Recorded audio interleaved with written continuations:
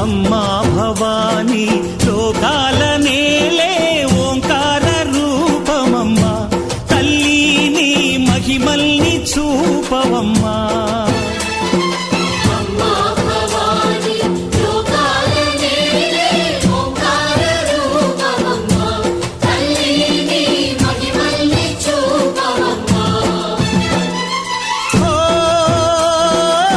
సృష్టికే దీపమా, శక్తికే మూలమా, సింహరథమే నీదమ్మా.